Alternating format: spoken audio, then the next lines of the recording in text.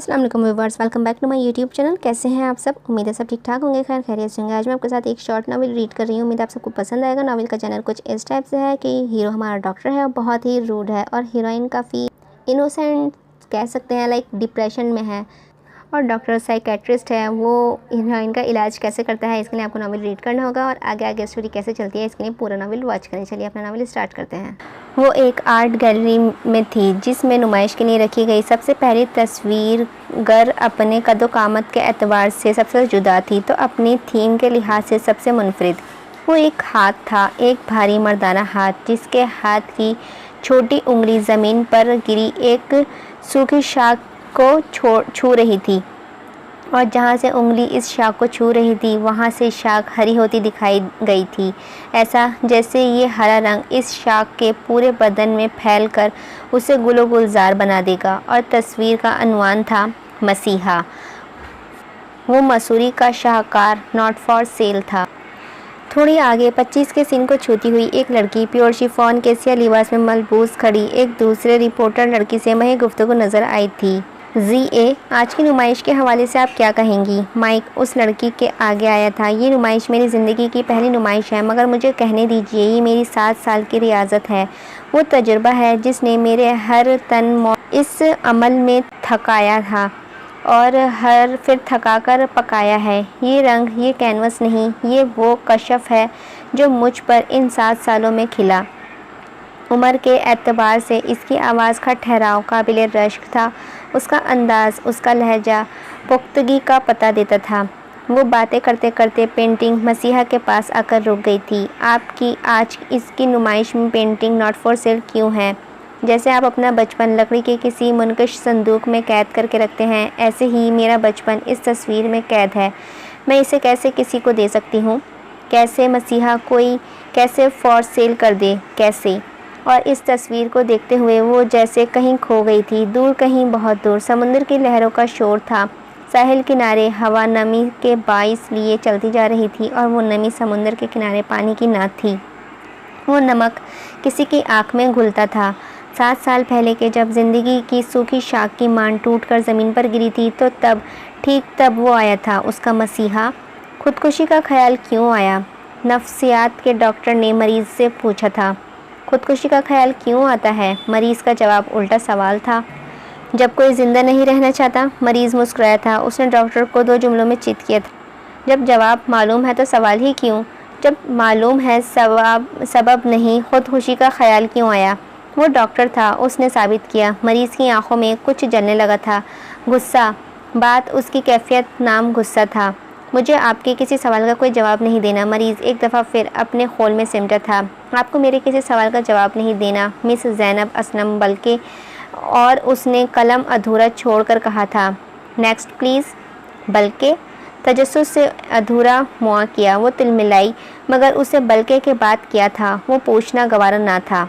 उसने पैर पटक कर दरवाज़ा ठा मार कर उससे अपने जज्बात का इजहार किया था। ये बल्कि ही आपको आइंदा मुझसे मिलने पर मजबूर करेगा। मैं मिस ज़ैनब असलम, आखिर को मैं डॉक्टर होता हूँ, वो भी नफ्सियात का। वो मुस्कुराया था। उसकी मुस्कुराहट ने जैसे समुंदर की गहराइयाँ नापी थी। ज़ैनी का मसला भी बड़ा आम सा था, वो ही जो अमीरों को लाहक होता है, डिप्रेशन। इकलौती औलाद, बाप का बिजनेस वसी तो माँ का सोशल सर्कल वसी। बच्ची पैदा हो तो गई और देने के नाम पर पैसा, सहूलियत, एक लग्जरी लाइफ सब ही था। नहीं था तो वक्त नहीं था, माँ के पास ना बाप के पास। मुलाजमों के हाथ पलती बच्ची अब 18 के सन को पहुँचती तो उसे अमीरों वाली शदीद बीमारी लाहक हो गई थी और इसी शदीद बीमारी के हाथों मजबूर होकर नींद की दवा ज़्यादा मिकदार में खाने का एहतमाम भी कर लिया था। मगर ज़िंदगी थी सो बच गई।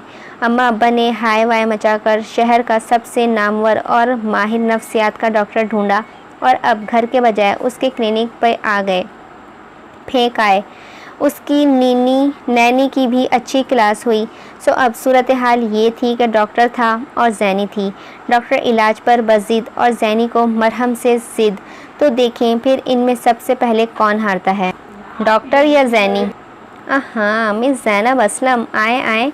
एक पुरजोश सा अंदाज़ था। कैसी हैं आप? ठीक हूँ। आज तो आपकी अपॉइंटमेंट नहीं थी। उसने याद दहानी मुनासिब समझी थी। नहीं थी क्या?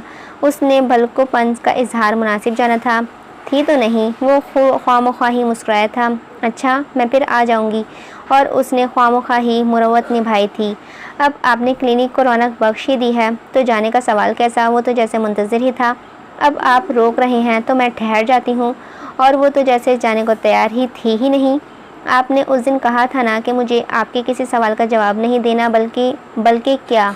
उफ़, उसका माथा अर्क आलूद हुआ था। अच्छा, मैंने कहा था ऐसा? कब? एकदम डॉक्टर को याददाश्त का आर्जा लाहिक हुआ था। उसने बेबस होकर डॉक्टर को देखा और उसकी बेबसी पर जैसे तरस खा गया। अच्छा, तो मिस ज़ैनब असलम, यूँ करते हैं कि अभी मेरा लंच ब्रेक है, आप भी मेरे साथ चलें, फिर देखते हैं कि मैंने कब और क्यों ये बात कही थी। क्या ख्याल है? खोनिया मेज़ पर टिकाए हुए हाथों पर हाथ रखे मुतसिब आंखों के साथ वो जवाब का मुंतज़िर था और ज़ैनी को चिढ़ हुई थी इन दो मुस्कुराती आंखों से। एक लम्हे के लिए उसने सब भाड़ में झोंक दिया था, चाहा मगर वो बल्कि चलें। वो बादिल न ख्वास्ता उठते हुए बोली, अच्छा लंच था भाई कि एक फूड चैन से 2 बर्गर पकड़े, एक उसके हाथ में थमाया था, एक खुद पकड़ा और आगे सी व्यू पर वो अब एक ऊंचे से टीले पर बैठे हुए वो तो बड़ी रग़बत से खा रहा था, जबकि उसके हलक से निवाला मुश्किल से उतर रहा था। वो हर 2 सेकंड के बाद डॉक्टर का चेहरा तकती, शायद कि वो अब बताए, शायद कि अब उसे याद आए कि उस बल्कि के बाद क्या था, मगर वहाँ डॉक्टर था और उसका चहीता बर्गर, जिसे वो यूं खा रहा था जैसे आज से पहले ज़बान को बर्गर का जायका ही नसीब ना हुआ हो। डॉक्टर? अच्छे बच्चे खाते हुए नहीं बोलते, फ़ौरन टोक दिया गया था और वो बर्गर हाथ में पकड़े, हाथ गोद में धरे, मुंह उठाए हुए बैठी रही थी। वहाँ लहरों के उठने गिरने का शोर था। एक लहर उठी, साहिल तक आई और फिर ढह जाती, फिर दूसरी लहर उठती, फिर तीसरी। वो ये देखने में इतनी मगन हुई कि उससे बल्कि को भूल गई। समुंदर खूबसूरत है ना? और वो चौंक गई। मुड़कर डॉक्टर को देखा, समुंदर खूबसूरत है या नहीं? खूबसूरती क्या होती है मुझे नहीं मालूम। हर वो शय जो आपको खुद में सिम करके आबदी सुकून मुहैया करे खूबसूरत है, वही खूबसूरती रहती है। इस जवाब पर उसने डॉक्टर का चेहरा देखा था। तो फिर मौत भी खूबसूरत हुई क्या नहीं? उसके होठों पर जहरीला तबस्सुम था। नहीं, तबीब के तबस्सुम में तारियाक था। कैसे? मौत खुद में जिम तो कर लेती है, मगर सुकून की गारंटी है क्या? और आपके केस में तो सुकून की फसीद भी 1% भी गारंटी नहीं है। क्यों नहीं भला? और तबीब रुक गया। उसने ठहर कर मरीज़ का चेहरा देखा था। खुदकुशी हराम है ज़ैनब असलम। और ज़ैनब असलम लाजवाब हुई थी। उसने तबीब के चेहरे से निगाहें हटाकर एक बार फिर समंदर की खूबसूरती में गर्क हो जाना चाहा था, मगर अब की बार ऐसा हो नहीं सका था। समंदर खूबसूरत नहीं रहा था, उसने अपनी खूबसूरती खो दी थी। क्यों? ज़ैनी ने आंखों में आंसू भर आए थे। ये अब खूबसूरत क्यों नहीं दिख रहा? उसने बच्चों की तरह मुंह बसोर कर कहा था। अच्छा सवाल है, मगर इसका जवाब मैं आपको नेक्स्ट सेशन में दूंगा। अब आपका वक्त ख़त्म हुआ। वो कैसे मिनट में बदला था? ज़ैनब ने मुंह खोलकर इतनी हैरानी से उसे देखा कि उसकी आंख आंसू टपकाना भी भूल गई थी। एक ज़रा से सवाल का जवाब देते कितना वक्त बर्बाद हो जाएगा आपका? वो गुस्से से चिल्लाई थी। नो, सेकंड कीमती है बेबी। और जिसने वक्त की कदर की समझो उसने ज़िंदगी का राज पा लिया था। वो कहता जा रहा था और टीलों पत्थरों को फलांगता जा रहा था। आपको अल्लाह पूछेगा। मुठ्ठियाँ बीच कर वो शदीद गम से दहाड़ी थी। वो तो आपको पूछेगा, क्योंकि आपको ऊपर का टिकट कटवाने की जल्दी है। मेरा तो अभी ऐसा कोई इरादा नहीं। वो इतने मज़े से बोला कि ज़ैनी का जी चाहा कि उसका मुँह नोच ले, मगर वो क्या कर सकती थी माँ सिवाय चीखने चिल्लाने के और गुस्सा करने के। सो वो बकती जगती उसके पीछे ही पीछे थी। और वो इस दफ़ा डॉक्टर का हरबा कामयाब नहीं हुआ था। ज़ैनब असलम इतने गुस्से में आ गई थी कि नेक्स्ट सेशन में वो नहीं आई और तबीब का इलाज अभी ही तो शुरू हुआ था। उसने ज़ैनब को कॉल मिलाई। हेलो, सोई सी आवाज़ उभरी थी। अस्सलाम वालेकुम ज़ैनब, कैसी हैं आप? दिन का 1 बजे ऐसी फ्रेश और जोशीली आवाज़ किसकी थी? ज़ैनब ने मुंदी मुंदी आंखों से नंबर पहचानना चाहा था और वो नाकाम हुई थी। कौन? बुरी बात है। अस्सलाम वालेकुम का जवाब वालेकुम अस्सलाम होता है। अफसोस है, इजहार हुआ और बड़ी शिद्दत से हुआ। ये आवाज़, ये लहजा, ये अंदाज़, खुदकुशी हराम होती है। ज़ैनब असलम ठा करके एक जुमला जहन में टकराया था और उसकी आंख फट से खुल गई थी। डॉक्टर इमाद? जी, नाचीज़ का यही नाम हुआ करता है। आपने क्यों कॉल की है? वो बदतमीज़ हुई थी। आपकी याद आ रही थी। एक दफ़ा की फ़ीस जो नहीं आई, अल्लाह, इस दफ़ा की फ़ीस जो नहीं आई। वैसे तो आप बड़े फ़लसफ़े बघाड़ते हैं और हैं आप इतने मादा परस्त नहीं, कमिटेड। और पैसा किसकी ज़रूरत नहीं बीबी, दाल रोटी का भी बंदोबस्त करना होता है या नहीं? मगर आपको क्या परवाह, क्या फ़िक्र। आप जैसे लोग मुंह में सोने का निवाला लेकर चांदी के बिस्तर पर पैदा होते हैं। मुझ गरीब को देखें, मरीज़ों का खुद कॉल करके क्लिनिक पर बुलाता हूँ ताकि घर का चूल्हा जल सके। आपको पैसों की ज़रूरत है। और तबीब ने फ़ोन कान से हटा दिया था। अच्छा, तो बच्ची रहमदिल है तो सही, मैं भिजवा देती हूँ। कितने चाहिए? ना मैं कोई भीख मांगा लगता हूँ क्या? मेहनत से कमाता हूँ, अपना काम किए बगैर एक ढेला भी नहीं लूँ। ओह, तबीब तो खासा जज्बाती था। मरीज़ ने फ़ोन कान से हटाकर देखा था। तो आप चाहते हैं कि मैं आपके पास आऊँ? ओहो, इसमें तो अकल भी है। तबीब हैरान हुआ। जाहिर है आप आएंगी, पैसा आएगा, चूल्हा जलेगा और मैं एक शर्त पर आऊँगी। मरीज़ ने बात काटी थी। बिना सुने बिना जाने मंजूर, तबीब ने झट से कहा था। कल सुबह 11 बजे, ठीक है? ठीक है। और मरीज़ ने गहरी सांस लेकर सोचा था, हाय बेचारा गरीब डॉक्टर, आपने कल शर्त नहीं पूछी तो आप पूछ लेती। आप तो अब पूछ लेते हैं, बताएं। आपको पिछले दोनों सवालों के जवाब देने हैं। ना दिए तो मैं अभी के अभी उठकर चली जाऊंगी और फ़ीस भी पे नहीं करूंगी। तो आपने काउंटर पर फ़ीस नहीं दी? तबीब ने सर खुजाया था। नहीं। मरीज़ के चेहरे पर मुस्कुराहट आई थी। अच्छा ठीक है, मुझे तो पैसे चाहिए। तो पूछिए कौन से सवाल? तबीब शायद हार गया था। वो दोनों कोनिया मेज़ के सिरे से टिकाए मरीज़ के सवाल का यूँ मुंतज़र था जैसे वो तबीब नहीं मरीज़ था। इस बल्कि के बाद क्या था? और तबीब के तबस्सुम ने समुंदर की गहराइयों को मात दी थी। अर्थ यानी ज़मीन और यूनिवर्स के फ़र्क का तो मालूम होगा आपको। ये मेरे सवाल का जवाब नहीं है। इसी तरफ आ रहा हूँ। तो अर्थ और यूनिवर्स का फ़र्क मालूम है तो यूनिवर्स में सब आता है ना, दुनिया, सितारे, सैयारे, गैलेक्सीज़, ब्लैक होल्स, सब है ना। तो इस यूनिवर्स का मैं दोहरा रहा हूँ।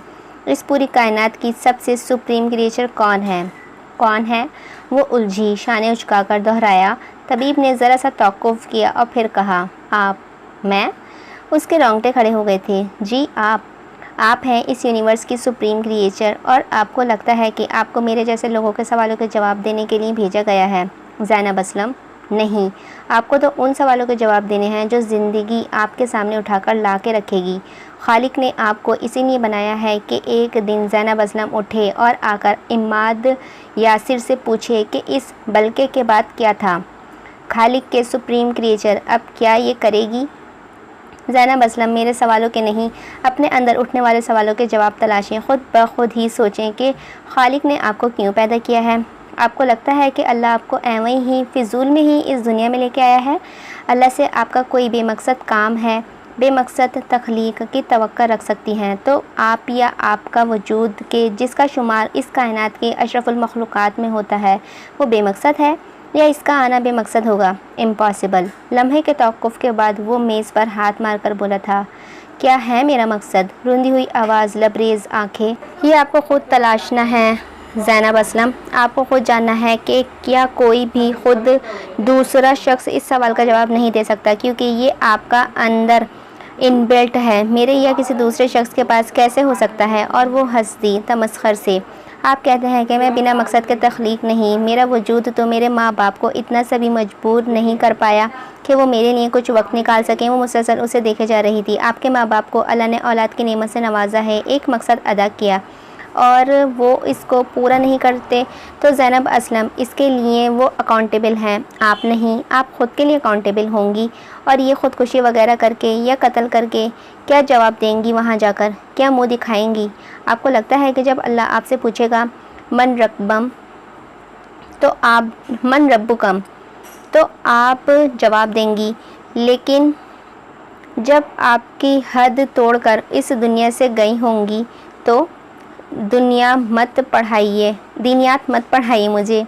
मैं पढ़ा नहीं रहा, हकीकत बता रहा हूँ। क्या आप इस हकीकत से इनकारी हैं कि आप अल्लाह की तख्लीक हैं? और वो लाजवाब हुई थी, अपने नाखून चबाने लगी। माँ चाहिए होती है बच्चे को डॉक्टर साहब। उसका प्यार हर दर्द की शिफा होता है, उसका लम्स हर जहर का तरियाक होता है। मुझे ये भी नहीं मिला। और इसकी लबरेज आंखें झलक पड़ी थीं। अच्छा, आपको लगता है कि आप इस दुनिया की सबसे मजलूम हस्ती हैं? अच्छा। ये कहकर उसने बैल बजाई थी। रशीदा को भेजो ज़रा, उसने पियोन को कहा था। जी साहब। थोड़ी देर बाद रशीदा हाजिर थी। रशीदा एक 40-42 साल की सनोले रंग की कमज़ोर जिसामत की औरत थी, जिसके सनोले रंग में जर्दियाँ घुली हुई थी। ये रशीदा है, तबीब ने तारुफ करवाया था। सलाम। उसने हाथ माथे तक ले जाकर जैनी से कहा था। रशीदा, कितने बच्चे हैं तुम्हारे? 5 जी। मियाँ क्या करता है तुम्हारा? कुछ नहीं, सारा दिन नशे में पड़ा रहता है। इस क्लिनिक में सफाई करने के अलावा और कहीं काम करती हो? जी साहब, सुबह एक घर के बर्तन धोकर आती हूँ और इतवार के इतवार कपड़े भी। और यहाँ से कितने बजे फारिग होती हो? रात के तो 9 तो बज ही जाते हैं। अच्छा, तो रात कितने बजे घर जाती हो? घर जाते जाते जी कभी 9:30 हो जाते हैं, कभी 10। फिर क्या जी? घर जाकर सुबह के लिए खाना बनाना होता है और 100 तरह के काम होते हैं जी। कितने बजे सोती हो? 12, 12:30। और उठती कब हो? 4, 4:30 बजे। बच्चों के लिए वक्त कब निकालती हो? कैसा वक्त साहब जी? इनके पेट में कुछ चला जाए, उनका तन ढक जाए, बस इसी कोशिश में कब से दिन होता है कब रात, कुछ पता ही नहीं चलता साहब जी। अच्छा ठीक है, जाओ। और तबीब ने एक नज़र मरीज़ को देखा और कहा, दूसरा सवाल। मरीज़ चंद लम्हे हौक होकर तबीब का चेहरा देखता रहा। तो उसे खुद समझना होगा, खुद जानना होगा। मुंह में भर कर चमचा नहीं दिया जाएगा। उसे कुछ लम्हे लगे खुद को संभालने के लिए। समुंदर की खूबसूरत को कोई क्यों खो गई थी? वो वैसा खूबसूरत क्यों ना रहा? आपकी दिलचस्पी खो गई थी ज़ैनब असलम, और तबीब के मरहम में शिफा थी। तो फिर वो खूबसूरत तो ना हुआ ना? आबदी सुकून तो मैसर ना किया ना उसने? हाँ, हर शख्स के लिए खूबसूरती की तारीफ़ शख्स एतबार से मुख्तलिफ है। आपको खुद मालूम करना होगा कि कौन सी शय, कौन सी चीज़, कौन सा काम आपके लिए खूबसूरत है, कौन सा काम आपको आबदी सुकून मुहैया कर सकता है। और ये कैसे होगा, कैसे मिलेगा? Hit and trial. इसकी वो मुस्कुराहट मरीज़ को ख्वाब मोहा ही चिढ़ हुई थी। मतलब मैं कैसे? कल मिल सकती हैं लंच ब्रेक में 1:30 बजे तक। और वो चुप होकर महज उसे देखने लगी थी। क्यों? कुछ देर बाद बोली थी, मिलेंगी तो बताऊंगा कल फिर। डन? Oh no. उसने मुठ्ठियाँ भींच लीं, मुंह सुर्ख कर लिया और तबीब दिल खोलकर हंसा था। गाड़ी एक इदारे के सामने आकर रुकी थी। गाड़ी रोककर उसने साथ बैठे शख्सियत को देखा था और कहा, कोई सवाल ना होगा, कोई बात नहीं, बस आप खामोशी से देखेंगी और ये जानेंगी कि ये काम आपको खूबसूरत लगता है या सुकून देता है कि नहीं। ओके। और वो तैयार नजर आई थी। चलें फिर, उठाएं ये डिब्बे मेरे साथ। और मुख्तलिफ खाने पीने की चीज़ों के डिब्बे थे जो उन्हें बांटने थे, और एक यतीम खाना था। पहले तो वो तबीब के साथ बांटती रही, मगर फिर बेजार होकर वहीं गुलाम गर्दिश में भटकने लगी थी, यहाँ से वहाँ, इधर से उधर। फिर वो रुक गई। वो एक 5 साल की बच्ची थी जो एक दरख्त की शाख की हल्की सी लकड़ी से ज़मीन पर कुछ बना रही थी। आप क्या बना रही हैं? वो उसके करीब हुई थी। फ्लावर्स, मगन से अंदाज में जवाब आया था। करीब होने पर मालूम हुआ कि वहाँ छोटे बड़े बहुत से फ्लावर्स बने हुए थे। वो चंद लम्हे इस बच्ची को देखती रही। उसके फूलों की वैरायटी हैरत अंगेज़ थी। आप पेंट क्यों नहीं करती फ्लावर्स को? यूँ गीली मिट्टी पर क्यों बना रही हो? मेरे पास पेंट नहीं है। इसके अहमाक में फ़र्क नहीं आया था और जैनी का दिल धक करके रह गया था। उसने बच्ची का मासूम चेहरा देखा था, उस गीली ज़मीन को देखा, उसके मैले हाथ को देखा, और उसकी एक आंखें नम हुई थीं। अगर मैं आपको पेंट ला दूं तो? और बच्ची का हाथ यकलख्त ही रुक गया था। दुनिया भर की हैरानी उसकी आंखों में समेट आई थी। आप लाएंगी? आप ला देंगी? इश्तियाक काबिल दीद था। बिल्कुल मैं ला कर दूंगी, बल्कि अभी ला कर दूंगी आपको। आप आए, मेरा इंतज़ार करें। वो उठी, तेज़ी से बढ़ी और फिर पलटी थी। नाम क्या है आपका? स्वालिहा। ओके स्वालिहा, यहाँ से जाना नहीं, मैं अभी पेंट लेकर आती हूँ। वो उस बच्ची से ज़्यादा इश्तियाक का मुजाहरा उसने किया था। वो भागती भागती आई थी। डॉक्टर, उसने एकदम ही जाकर इमाद का बाजू थामा था। चलें। उसकी आस्तीन को किसी बच्चे की तरह खींचा। कहाँ? क्या हुआ? डॉक्टर बच्चों के साथ बिजी था। चले ना, चलें भी। ओफो, क्या ज़ैनी, क्या मसला है ज़ैनी? और ज़ैनब असलम कैसे ज़ैनी हुई? तबीब अनजान था। मुझे पेंट लेने हैं। किस लिए? स्वालिहा के लिए। और तबीब स्वालिहा कौन? कहते कहते रुक गया था। उसने ठहर कर ज़ैनी का पुरजोश सुर्ख चेहरा देखा था। तो क्या उसे मकसद मिल गया था? तो क्या उसने उसे ढूंढ लिया था? मगर ज़ैनी ने उसे ये सोचने ना दिया और खींचकर गाड़ी तक ले गई थी। और जब वो पेंट लेकर वापस आए तो मैं जा रहा हूँ, आपके ड्राइवर को यहाँ भेज दूँगा। Okay okay. और वहाँ पर वो किससे थी? पर वहाँ परवाह किसे थी। जैनी पेंट और ब्रशेस का शॉपर संभालते हुए तेज़ी से उतरी और उसे सिया गेट के पीछे गायब हो गई थी। तबीब उसे तकता रहा था और फिर मुस्कुराकर गाड़ी स्टार्ट कर दी थी। और इस दिन उसने सालिहा को पेंट नहीं लाकर दिए थे, अपने लिए एक राह खोली थी। यूट्यूब से वीडियोस देख कर सालिहा को पेंट सिखाते सिखाते ना जाने कब कैसे उसकी दिलचस्पी भी इस चीज़ में बढ़ती चली गई थी। वो अनजान थी, अब उसके हर मिशन में उसके साथ सालिहा की पेंटिंग होती थी। और अब डॉक्टर से सवाल नहीं करता था, वहाँ बात किया करती थी, वो बात किया करती थी। बात भी क्या बातें, सालिहा से शुरू होकर सालिहा पर ख़त्म। और तबीब ने मुस्कुराकर उस मासूम पुरजोश चेहरे को देखा था। तो क्या वो लौट आई थी? ओहो, आप ये तो देखें। मरीज़ ने तबीब के सामने एक के बाद एक कागज़ निकाल कर रखना शुरू कर दिए थे। ये बस फूल ही बनाते हैं क्या? तबीब एक के बाद एक कागज़ देखकर कहता था। हाँ, सालिहा को फूल बनाने ही बेहद पसंद हैं। ये वो एक कागज़ देखते हुए एकदम ही रुका था। ये उसने खुद बनाया है? जी, मगर ये आइडिया मेरा था। तुम्हारा? वो हैरान हुआ। वो दो हाथ जो साथ साथ दुआ की शक्ल में जुड़े थे, वो उन दोनों हाथों की हथेलियाँ फूलों से लदी हुई थी। तबीब ने उसका चेहरा देखा, वो मुस्कुराई थी। आपको मालूम है ये हाथ किसके हैं? किसके हैं? तबीब अनजान बना। आपके। और ज़माना एक पल के लिए अपनी गर्दिश बस भूला था, या ज़ैनी का दिल धड़का था। आप मेरे मसीहा हैं? तबीब एक लम्हे के लिए चुप हुआ था और फिर हंस दिया। मैं तो अपने तमाम मरीज़ों का ही मसीहा हूँ। नहीं, आप मेरे लिए। तुम सालिहा का काम सामने क्यों नहीं लाई? मतलब? और वो बड़े आराम से मौजू से हटी थी। मतलब ये कि दुनिया के सामने लाओ भी उसका काम। इतनी टैलेंटेड बच्ची है, टैलेंट ज़ाया थोड़ी करना है। कैसे लाऊं? बाखुदा ज़ैनी। तबीब एकदम हाथ छोड़कर बैठा था। आज के दौर में भी कोई पूछता है कि कैसे? भाई एफबी पे बनाओ ना, एफबी पेज बनाओ ना। हाँ, ओ।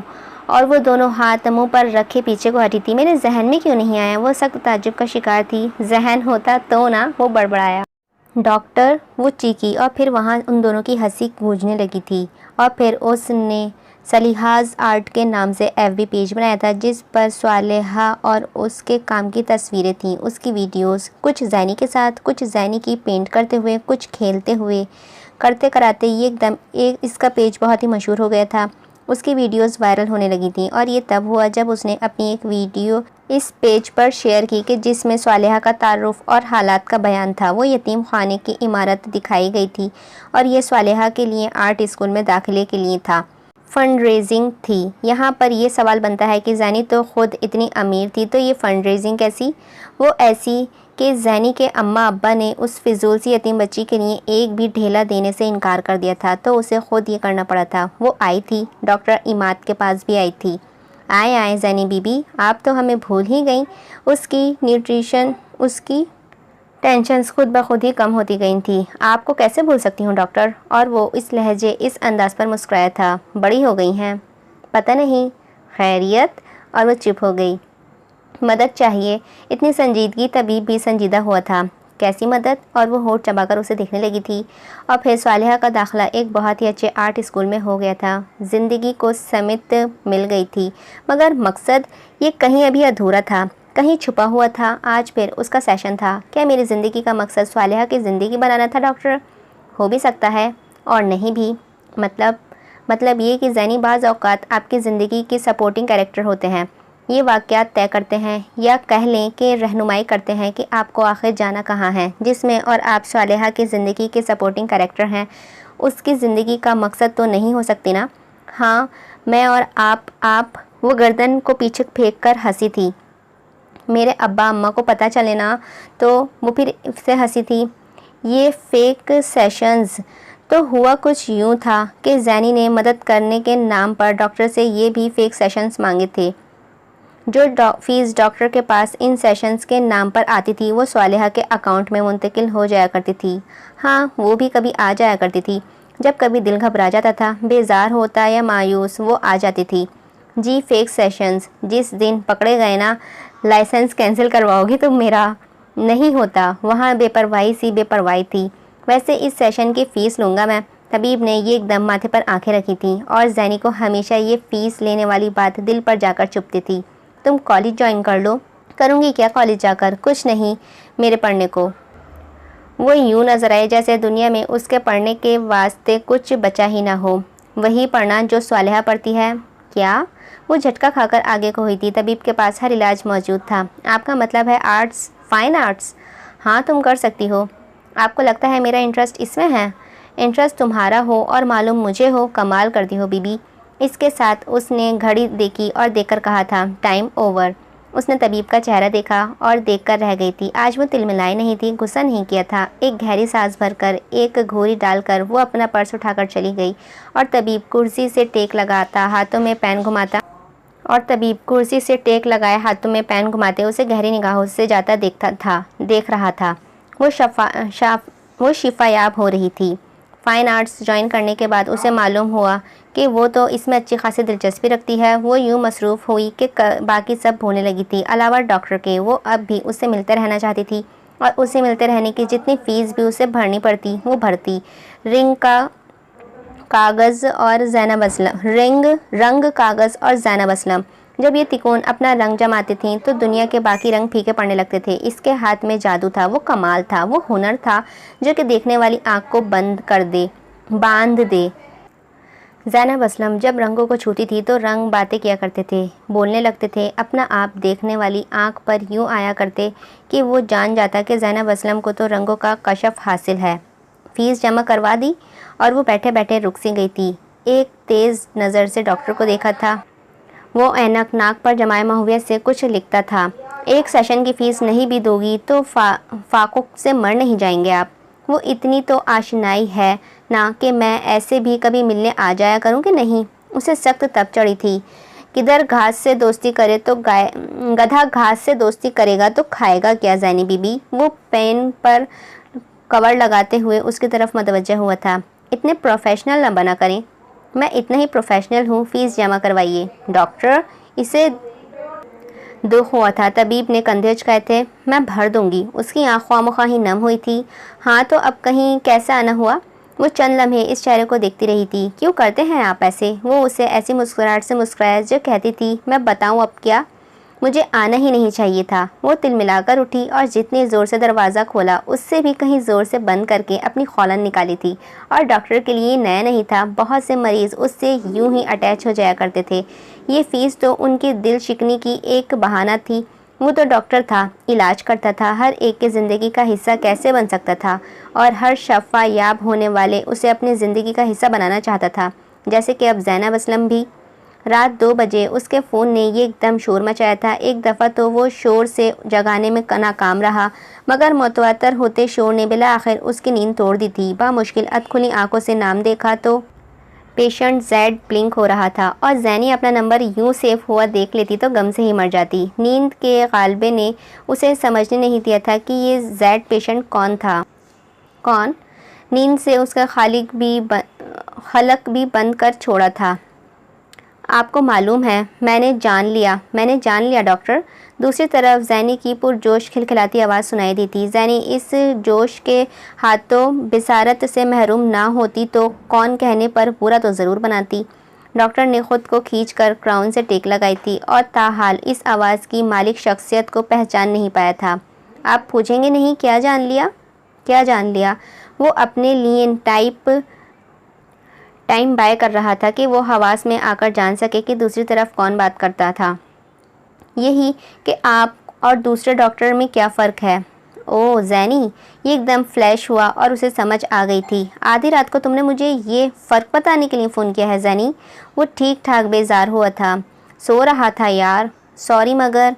अच्छा, सुबह क्लिनिक आकर बताना, इस वक्त बहुत सख्त थका हुआ हूँ मैं। आप फ़ीस लेंगे? शरारत भरा चहकता अंदाज था। ना समझी अपने उरूज पर थी। नहीं लेता। वो नाक तक भरा बैठा था। बंद कर रहा हूँ। एक सेकंड। क्या है? किस वक्त आऊँ? जब जी चाहे। और ठक से फ़ोन बंद हुआ था। फ़ोन को फेंकर 2 मिनट भी नहीं लगे थे इमाद को सोने में और वो वहाँ किसी ने रात आँखों में काटी थी। रात के 2 बजे यूँ मुँह उठाकर आप हर किसी को ऐसे ही कॉल कर देती हैं? वो उसे देखते ही बोला था। आप हर किसी थोड़ी हैं। वहाँ नाज अपने उरूज पर था। जी तो कहिए, क्या जान लिया आपने? यही कि आप और दूसरे डॉक्टर्स में क्या फ़र्क है। अच्छा तो क्या फ़र्क है? हलाल करके खाते हैं आप। दूसरों की तरह पैसे तो बनाते हैं, मगर इस पैसे को हलाल बनाने के लिए आप आखिरी हद तक जान मारते हैं। कौन डॉक्टर है जो अपने मरीज़ को एक महंगी फूड चेन से लंच लेकर देता है? न सिर्फ ये, बल्कि साहिल पर भी लेकर जाता है। वो उसे दिखाना चाहता था कि दुनिया कितनी खूबसूरत है, और वो कि एक तो और ये कि इसी के लिए तो बनाई गई है। ज़ैनी, आप मुझे कहने दें, उसने टोक दिया था। कितने हैं? हाँ, डॉक्टर कितने हैं जो कि अपने मरीज़ों को किसी यतीम खाने ले जाकर ये दिखाते हैं कि ज़िंदगी की कदर मजबूर है। उंगलियों पर गिने जाने लायक भी अफराद नहीं जो किसी की ज़िंदगी को एक महूर अता कर देते हैं। आपने ये किया, आपने मुझसे अपने 5 मिनट के भी पैसे लिए, मगर मैं उन्हें हलाल किया मगर फिर उन्हें हलाल किया है डॉक्टर। मुझे नई ज़िंदगी और उस डॉक्टर ने अता नहीं की थी जिसने मेरी कटी पटी रगों को जोड़ा था। ये आपने अता की है डॉक्टर, आपने। उसकी आंखें नम थीं, मोहब्बत से ज़्यादा अकीदत से वो आंखों के सामने बैठे शख्स को तकती थी। डॉक्टर इमाद ने एक गहरी सांस भरकर उसे देखा था। फिर उसने एक फ़ाइल उठाई थी और ज़ैनब को पकड़ाते हुए कहा था, केस क्लोज्ड ज़ैनी, तुम्हें अब मेरी ज़रूरत नहीं है। तुम इस काबिल हो चुकी हो कि ज़िंदगी को और उसमें रोनुमा होने वाली चीज़ों को अपनी अकल के साथ परख सको। वेलकम टू लाइफ ज़ैनी। वो मुस्कुराया था और समझो ज़ैनी की रूह फना हुई थी। क्या मतलब? उसने फ़ाइल नहीं पकड़ी थी। मतलब कि तुम्हें अब रोज़ रोज़ मेरे पास आने की ज़रूरत नहीं है। तुम इतनी मजबूत हो चुकी हो कि ज़िंदगी को अपनी टांगों के सहारे चल सको। और ज़ैनी के हलक में कुछ फंसा था जिसे निगलना अजाब बना था। मिलते तो रहेंगे ना? पता नहीं कैसी यकीन दहानी थी जो उसने चाही थी। मेरे पास वक्त ही कहाँ होता है, तुम्हें तो मालूम है। वो साफ इनकारी हुआ था। ज़ैनब ने सर झुका लिया था कि आंसू अब उसके इख्तियार में ना रहे थे। वो चंद लम्हे हाथों को मसलती रही, यूं कि जैसे उसे नहीं कहना चाहिए था। मैं बहते आंसुओं के साथ उसने ये एकदम ही मुँह खोलकर सांस ली थी। मैं जानता हूँ। उसका जुमला कहे बिना समझ गया था। उसने झटके से सर उठाया था। और तुम ही नहीं ज़ैनब असलम, तुम ही नहीं, यहाँ बैठने वाला हर शिफायाब होने वाला फ़र्द मुझसे मिलते रहना चाहता है, और हर दूसरी औरत मुझसे मोहब्बत की दावेदार होती है। ये ह्यूमन साइकोलॉजी है।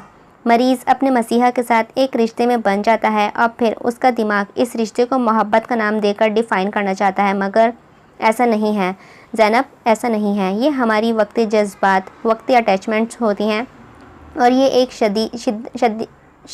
शदीद होती हैं, ऐसी शदीद होती हैं कि हम इन्हें मोहब्बत का नाम देकर इन्हें हमेशा अता करना चाहते हैं। ये मोहब्बत नहीं होती। और तुम इतनी छोटी हो कि तुम्हें हर वो शय मोहब्बत लगेगी, हर उस बंदे से मोहब्बत होगी जो तुम्हें ज़रा सी भी तवज्जो देगा। मोहब्बत ये नहीं होती। ये सिर्फ हेलुसिनेशन है ज़ैनी, महज सिर्फ हेलुसिनेशन, जो तुम्हारे जज्बात में ना है। जो तुम्हारे जज्बात है ना, ये कहीं एग्जिस्ट नहीं करते, रियलिटी में कहीं भी वजूद नहीं रखते। जो इनकी वक्ती जज्बात से मुतासिर होकर अपनी ज़िंदगी को एक नई नफ्सियाती मसले में मत उलझाओ। लिखो, पढ़ो, रंग बिखोरो, कुछ बनो, फिर चाहे मोहब्बत करो, मगर जब मोहब्बत करो तो ज़ैनी हेलुसिनेशन ना हो। वो ऐसी हो कि बंदा आँख के साथ भी दिखाई दे और बिन छुए भी महसूस हो। वो बोलता रहा और उसके आंसू एक के बाद एक करके गिरते रहे थे। और वो जब चुप हुआ तो ज़ैनब असलम को लगा कि आज के बाद दुनिया भी इतनी ही खामोश होगी। कभी कभार अच्छे दोस्तों की तरह मिल भी नहीं सकते क्या? उसकी आवाज़ नमालूद थी। नहीं। क्यों? वो एक पैर पटक कर रो दी थी। अभी इस वक्त जब तुम मेरे सामने बैठकर आंसू बहा रही हो तो ज़ैनब असलम, तुम इस वक्त किसी और ज़ैनी का हक मार रही हो। कई और ज़ैनब असलम मेरी मुंतज़िर हैं कि मैं उन्हें एक महंगे फूड चैन का बर्गर लेकर साहिल समुंदर पर ले जाऊं और दिखाऊं कि दुनिया कितनी खूबसूरत है। कई और ज़ैनब असलम अपनी कटी पटी रगों के साथ मेरे मुंतज़िर हैं कि मैं उन्हें यतीम खाने में पलती ज़िंदगी दिखाकर ये समझा सकूं कि ज़िंदगी किस कदर मजबूर है। कई ज़ैनब असलम हैं ज़ैनी कि जिन्हें इनकी ज़िंदगी का महवर अता करना है, तो ये वक्त अब से उनकी अमानत है। तो क्या तुम इसमें ख़यानत करना चाहोगी? और वो लाजवाब हुई थी। आप अपनी फैमिली को भी वक्त देते होंगे ना? इस वक्त में थोड़ा सा वो फैमिली है ज़ैनब असलम, तुम फैमिली नहीं।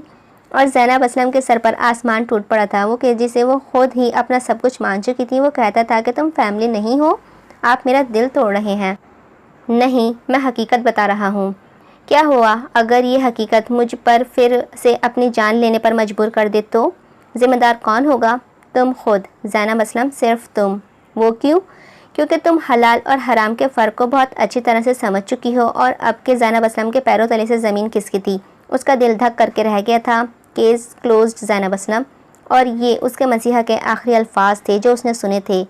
इस मासूम चेहरे के आखिरी तासुर ने उसे दुखी किया था। हालांकि वो इतना प्रोफेशनल था कि अपना दुखी होना भी कंट्रोल करना जानता था, मगर फिर भी उसे अफसोस हुआ।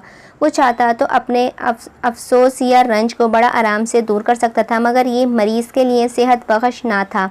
वो फिर कभी अपने पैरों पर खड़ा ना हो पाता। एक पैरासाइट, वो प्लैनेट जो दूसरों के भरोसे पर बढ़ता चला जाता है, बिन बनकर रह जाता, तो उसे दुखी होना मंजूर, मगर ये कि अपनी कई माह की मेहनत पर पानी फेरना मंजूर नहीं था। तो उसने जैनी को जाने दिया था, इसी टूटे दिल के साथ कि जिसका मरहम आज से और अब से उसे खुद करना था। वो कुछ लम्हे के लिए नेक्स्ट पेशेंट नहीं ले सका, यूं ही हाथ पर हाथ धरे बैठा रहा। और फिर उसने सेल फ़ोन निकाला। कॉन्टैक्ट लिस्ट में मौजूद जेड पेशेंट के नंबर को देखते हुए वो उस पर अंगूठा फेरता रहा, और फिर एक गहरी सांस भरकर उसने नंबर ब्लॉक कर दिया। और उसके साथ ही केस हमेशा हमेशा के लिए क्लोज्ड हो गया था। वो जब क्लिनिक से निकली तो सीधी घर ना जा सकी थी। आंखों के साथ वो सामने फैली भागती दौड़ती ज़िंदगी को देखती रही थी। ये अभी ज़रा से देर कबल चंद सानिये बेशतर ऐसी तो न थी जैसे अब थी, और ख़ुद किसी कदर खुशी से जोश से उस क्लिनिक में दाखिल हुई थी। और जैसे दाखिल हुई थी अब वैसी तो ना थी कि जैसी ज़रा सी देर पहले थी, चंद सानिये बेशतर थी। बीबी जी? वो बुरी तरह चौंकी थी। घर चले? वो ड्राइवर था। नहीं तो फिर कहाँ? समुंदर किनारे। उसने जुमला पूरा ना होने दिया और समुंदर किनारे जाकर उसने वही पत्थर, वही टीला ढूंढना चाहा था जहाँ कभी वो दोनों बैठे थे। मगर जाहिर है क्या ये मुमकिन नहीं था। एक समुंदर ये था जो सामने फैला था, और एक समुंदर वो था जो वजूद में फैलकर आंखों से बह रहा था। मगर वो रोई नहीं। लंबी लंबी सांस लो। कानों में किसी की आवाज़ गूंजी। उसने हिचकियाँ भरते हुए मुंह खोल कर सांस ली। एक और लंबी सांस लो। आवाज़ दोबारा गूंजी थी। उसने एक और लंबी सांस ली थी। और अब खुद से कहो, this want last for ever, this want last for ever. और उसने कपकपाते हुए कहा और बार बार कहा, ये सब वक्ती है, गुजर जाएगा। आवाज़ फिर से गूंजी थी। ये सब वक्ती है, गुजर जाएगा, उसने दोहराया था। और ये तकलीफ़, ये दर्द जब गुजर जाएगा तो यूँ होगा कि जैसे कभी था ही नहीं। और वो आवाज़ रहबर का सा काम करती थी। और ये तकलीफ़, ये दर्द जब गुज़र, और ज़ैनी के जुमला मुकम्मल ना कर पाई, वो घुटनों के बल गिरी थी। हो सकता है ये तकलीफ़, ये दर्द गुज़र जाए, मगर डॉक्टर ये तो अभी है और बहुत शदीद है। और उसकी आवाज़ पर इतना इख्तियार ना रहा। वो लहरों से भी ऊंची होने लगी थी, और समुंदर ने इन आंसुओं को हैरत से तका था। ये कैसा खारा पानी था जो उससे ज़्यादा ताकतवर था। वो आंखों से बहने वाला नमक समुंदर में हल ना हो सकता था कि ज़ैनब असलम दोबारा इसी पॉइंट पर जाकर खड़ी होती कि जहाँ से चलती थी। मगर ये कि ऐसा मसीहा के मानने की इतनी आदत हो चुकी थी, वो उसकी ज़ात पर इतना गालिब आ चुका था कि उसने समझ लिया कि ये हेलुसिनेशन नहीं था। वो मोहब्बत के जिसका शिकार वो अभी हुई थी, वो कहीं एग्जिस्ट ही नहीं करती थी। और मरीज़ तो वो वही करता है ना जो उसके तबीब उसके लिए तजवीज़ करे। तो अब तबीब ने नुस्खे में लिख दिया है, इश्क नहीं, खलल है दिमाग का। हेलुसिनेशन। ज़ैनब असलम ने एक उम्र इस नाम के सहारे ख़ुद को संभालना चाहा। खलील है दिमाग का कहे कर मूव ऑन करना चाहा, मगर वो कर न सकी।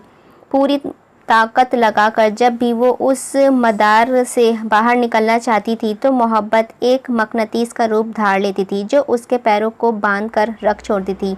उसे सांस नहीं आती थी। वो अंदर कहीं सीने के मुकाम पर फंस गई थी, और ये उसे सख्त तकलीफ़ पहुंचाती थी।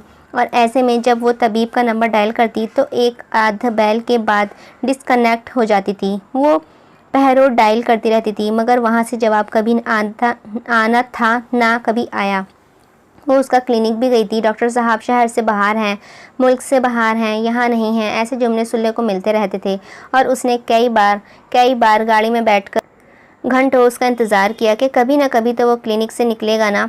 तो वो उसे देख ही लेगी, मगर वो चेहरा उसे दोबारा दिखाई नहीं दिया था, और जब ना दिखाई दिया तो वही हुआ, यानी डिप्रेशन। मगर अब के ज़ैनी खुद भी चाहती थी ना तो फिर से अपनी रगें काट नहीं पाती। उसके कमरे के पर्दे गिरे रहते थे। वो पहरों नींद की दवा खाकर सोई रहती थी, एंटी डिप्रेशंस इस्तेमाल करती, मगर मालूम नहीं ये कैसा खलल लाहिक हो गया था जो दफ़ा होता न रफ़ा। और वो भी तो एक ऐसा दिन था जब वो कसमलंदी से बिस्तर पर किसी नाकारा शय की मान पड़ी थी। कमरे के भारी दबीस पर्दे उससे समय की घड़ी छुपाए हुए थे। ऐसे में दरवाज़ा नॉक हुआ। कौन? बीबी जान, वो कोई मिलने आया है आपसे। कौन? और वो कौन कहते कहते रुक गई थी। क्या डॉक्टर? वो करंट खाकर उठी थी। नंगे पैर जब वो भागती हुई आई तो एक नन्हा वजूद भागता हुआ उसके टांगों से आनकर लिपटा था। आप ही मुझे छोड़कर चली गई ज़ैनी आपी? ज़ैनी का दिल कटकर रह गया था। नहीं, वो बेख्तियार ही ज़मीन पर उसके कद के बराबर आ बैठी थी। ज़ैनी आपी अपनी स्वालिहा को कैसे छोड़ सकती हैं? वो उसके नन्हे हाथ चूमते हुए बोली थी। कैसे छोड़ सकती हैं? उससे खुद में भींचते हुए उसने जैसे बेयकीनी से खुद कलामी की थी। तो तय ये था कि ज़ैनी अगर अब खुद भी चाहती ना तो डिट्रैक हो नहीं सकती थी। आप रोती क्यों रहती हैं ज़ैनी आपी? इसीलिए कि मुझे रोना आता है स्वालिहा। क्यों रोना आता है? कोई याद आता है। क्या बहुत याद आता है? बहुत। तो आप उससे मिल लेना। वो नहीं मिलता ना तो फ़ोन कर ले। फ़ोन भी नहीं उठाता। फिर तो वो गंदा बच्चा हुआ ना। बहुत गंदा बच्चा है। वो रोते रोते हंस दी थी। गंदे बच्चे के लिए रोते नहीं ज़ैनी आपी। और ज़ैनी ने होठ एकदम ही भींच लिए थे। और जिस दिन उसे ये यकीन हुआ कि हेलुसिनेशन अब उम्र भर उसका पीछा नहीं छोड़ेगा तो उसने एक काम किया। उसने इस दुख, इस रंज को यूँ बना लिया जैसे उसके जिस्म का कोई हिस्सा, कोई आंसू हो, अंजा हो। ये जान गई थी कि ये दिमागी खलल अब उसके दिमाग को यूं ही ख़राब रखेगा, तो उसने इस गम को सोग में बदलने ना दिया था। सोग वो होता है कि जिसमें मुब्तला होकर इंसान का जहन और दिल दोनों मिलकर बंदे को इस तरह से नाकारा बना देते हैं कि आप फिर ज़िंदगी का दूसरा फ़ेल हर अंजाम ना दे सकें। गम ये आपके साथ रहता है, किसी कांच की तरह दिल में चुभता है, कांटे की तरह पेवस्त रहता है, मगर ज़िंदगी अपनी डगर पर चलती रहती है। तो ज़ैनी ने उसे दिमागी खलल को सोग ना बनाया कि ये हराम है।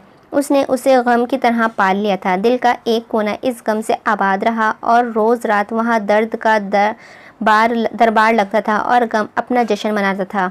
और फिर वो ज़ैनब असलम से ZA हो गई, एक उभरती हुई मसूरा की जिसका नाम आर्ट के कदरदानों में मोतबर अल्फाज में लिया जाने लगा था। अपार्टमेंट का दरवाज़ा खोलकर उसने दरवाजे के साथ लगे स्विच पर हाथ मारकर रोशनी का इंतज़ाम किया था। चाबियाँ कानस पर रखी थीं। थकावट इतनी थी कि जहाँ बैठा था वहीं सो जाता। मगर इस कदर थकावट के बावजूद उसे एक केस स्टडी करना था। इसी वास्ते उसने फ्रेश होने के बाद पहले काम कॉफ़ी बनाने का किया था। कॉफ़ी की भाप उड़ते मग के साथ वो फाइल लेकर लाउंज में आ बैठा था। LED ऑन करते हुए उसने फ़ाइल खोली थी, साथ ही कॉफ़ी का एक घूंट भरा था। उसका ध्यान फ़ाइल के बाद कॉफ़ी पर था। स्क्रीन पर क्या चल रहा था वो चंद आवाज़ों के नाम पर उसके कानों में मुंतकिल हो रहा था, मगर जहन और बिसारत उसे गिरफ्त ना कर पाती थी। उसने कुछ पॉइंट नोट करने के लिए कलम उठाया था। मसीहा, कोई कैसा फॉर सेल कर दे। वो आवाज़ उसने झटके से सर उठाया था। एक लम्हे के लिए वो स्क्रीन पर नजरें आते चेहरे को सांस लिए बिना तकता रहा था। ज़ैनी जी, उसे और उसके लबों से टूटता हुआ वो नाम अदा हुआ था। लगता है आप अपने बचपन में खो गई हैं। रिपोर्टर लड़की के कहने पर वो चौंकी थी। आई एम सॉरी, वो मनातत से बोली थी। अच्छा, तो इस पेंटिंग की थीम के बारे में कुछ बताइए। वो अब एक और पेंटिंग के पास जाते हुए बोली थी। ये मोहब्बत है। और मोहब्बत क्या है? मोहब्बत? ज़ैनी रुक सी गई थी। मोहब्बत वो है जो बंद आंखों के साथ भी दिखाई दे और जो बिन छुए भी महसूस हो। और इमाद यासिर के हाथों से कलम छूटकर टेबल की सतह से टकराया था।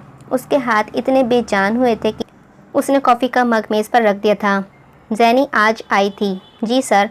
और उसने एक गहरी सांस भरी। ये लड़की, उसका दिल तासुब से भर गया था। उसने ज़्यादातर मरीज़ इससे रब्ता रखना चाहते थे, मिलना चाहते थे, इन टच रहना चाहते थे, मगर ये ज़ैनी अपनी टाइप की एक ही वाक़या हुई थी। कुछ मरीज़ तो पहले मरहले पर ही पीछे हट जाते थे जब वो नंबर मिलाते और आगे से नंबर नहीं मिलता था क्योंकि डॉक्टर उन्हें ब्लॉक कर चुका होता था। कुछ दूसरे मराहिल पर पीछे हटते थे कि जब वो क्लिनिक आते और उन्हें मिलने नहीं दिया जाता था। मगर ये ज़ैनी आज बिला लागा 8वां रोज़ था जब वो रोज़ क्लिनिक आकर डॉक्टर के बारे में पूछती थी और उसे झंडी दिखा दी जाती थी। कभी कहा दिया जाता था कि मुल्क से बाहर हैं, कभी किसी पेंटिंग या कॉन्फ्रेंस में किसी पेंटिंग या कॉन्फ्रेंस में, मगर अपने नाम की एक ही थी।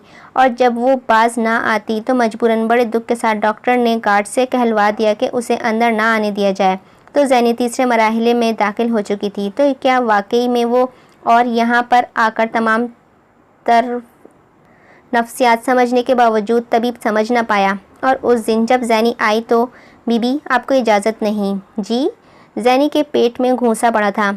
आपको इजाज़त नहीं। और वो इतनी हैरानी से गार्ड का मुंह तकती रही थी जैसे वो कोई मावरे अकल बात कहता है। क्या मतलब है इजाज़त नहीं? डॉक्टर साहब ने आपके क्लिनिक में दाखिले पर पाबंदी लगा दी है, आप अंदर नहीं जा सकती। और अब की बार उसकी आंखें मिर्चों से भरी थीं। उसका मुंह खुल गया था, नाक के नथने फड़फड़ाए थे, होंठ भीज गए थे। और उसने मुड़कर एक निगाह दरवाजे की तरफ देखा तो वो अंदर था। हाथों की मुट्ठियां भीज गई थी। अपने साहब से कहना और आंसू लुढ़क कर गाल पर रुक गए थे। ज़ैनी को बंद आंखों के पीछे कुछ दिखाई देने लगा है और वो बिन छुए कुछ महसूस होने लगा है। और अपने आंसू बेदर्दी से साफ करते हुए वो पलट गई। अंदर सीसीटीवी कैमरे से उसे देखते हुए इमाद ने एक गहरी सांस भरी थी। I am sorry Zaini, sorry, मगर यही तुम्हारे लिए बेहतर था। वो दुख से बड़बड़ाया था। वो बहुत आगे आ गई थी, बहुत आगे। अब उसके हौसला चकनी ज़रूरी थी। थक कर उसने कुर्सी की पुश्त से टेक लगा ली थी। चंद लम्हे यूं ही गुजरे तो उसने बेल बजाई थी। गार्ड को बुलवाएगा। अंदर आने वाले मुलाजिम से कहकर वो उठकर खिड़की के पास जाकर खड़ा हुआ था। एक हाथ पैंट की जेब में डाले वो बाहर फैली दुनिया को तकता रहा था। जी सर, वो मुड़ा था। ज़ैनी ने कुछ कहा? जी सर। क्या? वो मुस्तरिब हुआ था। पता नहीं जी, बड़ी अजीब सी बात थी। कह रही थी कि साहब से कहना बंद आंखों से दिखाई देता है, छुए बिना कुछ ऐसा ही है। ऐसा ही था। वो एक दावती कार्ड था। ज़ैनी ने अचंभे से उसे देख खोला तो इमाद यासिर वेड्स विद नूरीन मुगल। ज़ैनी के कान एकदम ही साए साए करने लगे थे। उसका सर चकराया था। कार्ड उसके हाथों से नीचे गिरा था। वो दोनों हाथ कानों पर रख कर दोहरी हुई थी। इमाद ने तकलीफ से आंखें बंद की थीं। उसको नफसियाती तौर पर हराने के लिए ये ज़रूरी हो गया था। आई एम सॉरी ज़ैनी, वो रंज से बड़बड़ाया था। मैं तुम्हें भुला नहीं पाऊंगा, यकीनन मैं तुम्हें भुला नहीं पाऊंगा, डॉक्टर इमाद ने उसकी वापस जाती हुई कार का देख कर कहा था। और वो आखिरी दिन था कि जिस दिन मसीहा ने ज़ैनी को देखा था। हाँ, वो उसे भुला नहीं पाता था। वो आज तक भुला नहीं पाया था। वो आज तक ज़ैनी के इस्तकामत पर हैरान था। वो अगर उसे दावती का कार्ड ना भेजता तो उसे यकीन था कि ज़ैनी आज भी क्लिनिक के बाहर उसका इंतज़ार कर रही होती। ज़ैनी वो याद थी कि जिसे अजीब का दर्जा देकर उसने दिल के एक कोने में अजायब घर की मूर्ति की तरह आज भी सजा रखा था। हर दफ़ा इमाद की आँख उस याद की मोती को बड़ी हैरत से तका करती थी। अच्छा, तो 7 साल पहले ऐसा भी कोई पागल गुजरा था कि जिसने उसका पीछा ले लिया था। 7 साल पहले किसी की सियाह कार रोज़ाना बिला नागा उसके क्लिनिक के बाहर आकर खड़ी होती थी। ओह, तो ऐसा अजीब ज़माना भी कोई गुजरा था। वो रोज़ रात इस अजाइब घर को आबाद करता था और उसकी आँख की पुतली रोज़ रात इतनी और इसी हैरत के साथ सुकड़ती थी कि जितनी पहले दिन सुकड़ती थी। और ये इस तरह से हुआ कि वो आंखें बंद करके ज़ैनी का एक एक नक्श पहचान सकता था और बिन छुए उसकी मौजूदगी का बता सकता था। मगर नफ्सियात का डॉक्टर था ना, तो मोहब्बत को इतनी आसानी से कैसे मान सकता था? सो उसने मोहब्बत को भी हैरानी का नाम देकर एक मूर्ति बनाकर इस अजायब घर में सजा रखा था कि जहाँ ज़ैनी की याद बेसरा करती थी। इस लड़की के रवैये ने उसे हैरान किया था। ये तो जिहा थी डॉक्टर साहब की ज़ैनी की याद के लिए। आह तबीब, आह। कोई साहब हैं, नाम तो नहीं बताया, मगर आप मसीहा में इंटरेस्टेड हैं। स्वालिहा के कहने पर उसने यूँ स्वालिहा को देखा जैसे स्वालिहा जानती न थी। मैंने उनसे कहा था कि नॉट फॉर सेल है, मगर वो बज़िद थे। उसने हाथ उठाकर कहा था। कौन साहब थे? नाम नहीं बताया, मगर कहा है कि आपसे पूछ लूँ एक बार। नहीं, मसीहा फॉर सेल नहीं है, साफ जवाब दे दो। और उसका लहजा दो टूक था। स्वालिहा उसे देखकर रह गई थी। अनेक्सी के एक कमरे को ज़ैनी ने स्टूडियो में तब्दील कर रखा था। वो अब खुद कमाने के काबिल हो चुकी थी। स्वालिहा का घर वो अनेक्सी था। स्वालिहा का क्या, वो दोनों ही अक्सर बेशतर वहीं पाई जाती थीं। स्वालिहा का पीच आज भी इस तरह चलता था। कई लोग उसे लाइक कर चुके थे। ज़िंदगी को अपने ज़ोरे बाजू पर ज़ैनी ने रवा कर लिया था। स्वालिहा के बारे में ज़ैनी की माँ बाप के कुछ तहफ़्फ़ुज़ात थे और यही तहफ़्फ़ुज़ात ज़ैनी के उनसे इख्तलाफ़ात कभी बाइस भी बनते थे। लेकिन फिर भी वो कोशिश करती थी कि कोई नागवार वाक़या ना हो तो अच्छा है। अभी इस वक्त भी वो एक पेंटिंग पर काम कर रही थी। स्वालिहा पास बैठी अपनी स्केचबुक पर काम कर रही थी। बीबी जी, क्या बात है? गुलनवाज मसरूफ़ सी आवाज़ में उसने मोड़े बिना ही कहा था। कोई साहब आए हैं, कहते हैं कि आपकी वो पेंटिंग खरीदनी है जो आपको बेचनी नहीं है। ये बात सुनकर वो फौरी मुड़ी थी। स्वालिहा ने भी चौंक कर सर उठाया था। इन दोनों ने हैरत से एक दूसरे को देखा था। मेरे ख्याल में मसीहा की बात कर रहे हैं। हाँ, मगर वो उलझी थी। जाकर कह दो कि मसीहा फॉर सेल नहीं है। फिर सर झुका कर दोबारा से वो एज़ल की तरफ मुतवज्जा हुई थी। गुलनवाज वहीं से वापस हो गया था। स्वालिहा भी दोबारा अपने काम में मसरूफ़ हो गई थी। कोई 5 मिनट ही गुजरे थे कि बीबी जी, ओफ़ो, कह दिया ना मसीहा फॉर सेल नहीं है, उसने मज़ीद मुड़े बिना गुस्से से कहा था। मसीहा खुद लेने आ जाए क्या तब भी नहीं? रगों में दौड़ता खून मंजमंद हुआ था या बदन में चलती सांस थमी थी। ना चाहते हुए भी ब्रश उसके हाथ से गिरा था। पेंट के छींटे उड़े, कुछ पैरों पर गिरे, कुछ ज़मीन पर, और उसने धीरे से आंखें बंद की थीं, यूं जैसे कुछ भी नहीं देखना चाहती हो। उसे नहीं मुड़ना था, उसे नहीं देखना था। एक उम्र की रियाजत थी कि जिसके बाद वो इस मुकाम तक पहुंची थी कि मसीहा को पेंट कर सके। और अब अगर मसीहा खुद ही उसके हाथ पैरों के बंधन का साथ छोड़ना चाहता था, मगर वो 7 साल पहले की ज़ैनी थी क्या? एक गहरी सांस भरकर अपनी पूरी कुव्वत लगाकर वो मुड़ी और सामने था। 7 साल बाद वो सामने था, वैसा ही फ्रेश, स्मार्ट और वैसा ही होठों पर खेलती मुस्कुराहट से मुतबस्सिम सी मुस्कुराहट। ज़ैनी के दिल हाथ को पड़ा तो क्या उन 7 सालों में उसने ज़ैनी को इतना भी याद नहीं किया कि उसके होठों की मुस्कुराहट ही मद्धम हो जाती? वो इतना तो ज़ैनी को याद कर ही लेता, मगर ये तो ज़ैनी का रोग था। मसीहा फॉर सेल नहीं है। वो बोली तो आवाज़ में क्या क्या नहीं था, गम, गुस्सा, तकलीफ़, रंज। मसीहा खुद भी लेने आ जाए तो तब भी नहीं क्या? कोई अपनी मसीहाई भी खरीदता है क्या? लहजा तड़खा था। ये क्या कह दिया उसने? उसके होठों की मुबस्सिम मुस्कुराहट ये एकदम ही मान पड़ी थी। वो संजीदा नजर आया था। उस एक पल में उसने अपनी सारी नफ्सियात की डिग्री को छान कर, जहन की सारी सलाहियतों को बराव कर लाकर एक अदद जवाब देना चाहा, मगर वो नाकाम रहा था। बड़ी हो गई हो? मध्यम मगर गहरी मुस्कुराहट लौट आई थी। अब भी ना होती क्या? तुरंत जवाब आया था और वो हंस दिया था। ज़रा सा आगे को आया। ज़ैनी ने चंद कदम के फासले पर उसकी आंखों में झांकना चाहा तो वो नज़रें फेर गई थी। तुम्हें यूं बड़ा देखने के लिए ही वो सब ज़रूरी था, वरना तुम आज भी वहीं 16 साल की ज़ैनी होती। टूट कर, बिखर कर, चढ़ना और जुड़ कर अपना पैरों पर खड़े हो जाना, ये फ़न यूं ही तो नहीं आ जाता ना। ज़ैनी की आंखों में ये एकदम ही मिर्चें भर गई थी। अगर तुम मुनासिब समझो तो कभी मेरे साथ मेरे घर आओ। मैं आपके घर आकर मैं क्या करूँगी? अपने बच्चों से मिलवाना है क्या? वो यूं जलकर बोली कि इमाद का कहकहा बेसाख्ता था। बच्चों से मुलाकात तो तब हो सकेगी अगर तुम हाँ करोगी तो। मैं हाँ करूँगी तो? वो हद दर्जा हैरान हुई थी। हाँ ना, तुम हाँ करोगी, शादी होगी, तभी तो बच्चे होंगे। उसे समझने में एक पल लगा था और जब समझा तो उसका मुंह सुर्ख हुआ था। गुलनवाज, गुलनवाज, वो चीखी थी, साहब को बाहर का रास्ता दिखा दो। आपके बच्चों से मुलाकात का इंतज़ार रहेगा, आपके बच्चों से मुलाकात का इंतज़ार रहेगा, वो जाते जाते कह गया था। और ज़ैनी, उफ़, वो सर को दोनों हाथों में थाम कर सोफ़े पर गिर पड़ी थी। और फिर तो जैसे एक सिलसिला ही शुरू हो गया था। रोज़ उसके पास एक स्लिप आती थी मसीहा के लिए। वो स्लिप पकड़ती, देखती, 7 साल की अजियत को याद करती और फिर डस्टबिन में फेंक देती थी। अजीब था ये कि वो मना नहीं करती थी। चाहने के बावजूद कोई शय उसे रोक देती थी और उकसाती थी कि वो कागज़ का एक टुकड़ा उसके हाथों तक ज़रूर पहुँचे, और वो जिसे इन सारे सालों का हिसाब बेबाक कर देना चाहती थी। ऐसा कब तक चलेगा ज़ैनी आपा? वो स्वालिहा थी। जब तक दिल को करार नहीं आ जाता वो ज़ैनी थी। क्या दिल का करार रोज़ाना इस स्लिप को डस्टबिन में फेंकने में है?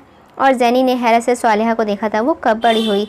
7 साल आपने काटे, क्या अगले 7 साल आप पिछले 7 सालों का हिसाब लेती रहेंगी? आपको लगता है कि ये मामला इतना लंबा जाएगा? क्या कहना चाहती हो? वो तड़की थी। एक हाँ कह देने में आपकी अना कितने साल खाएगी? वो ज़ैनी ये एकदम ही चुप हुई थी, खामोश, बिल्कुल खामोश। आप नफ्सियात के डॉक्टर होते हैं या नफ्सियाती डॉक्टर हैं? उफ़, इतनी गुस्से भरी आवाज़। इमाद ने फ़ोन कान से हटाकर देखा था। मतलब रोज़ स्लिप पर लिख भेजते हैं मसीहा सेल करोगी, और वो आना की चैम्पियन रोज़ उसे मरोड़ तरोड़ कर डस्टबिन में फेंक देती हैं। ये नहीं लिखकर भेज सकते कि मुझसे शादी करोगी? आखिर में आकर सालेहा दिल खोल कर गुस्से से चीखी और फिर फ़ोन बंद कर दिया था। ओह, ये ख्याल मुझे क्यों नहीं आया? वो अभी तक हैरान था।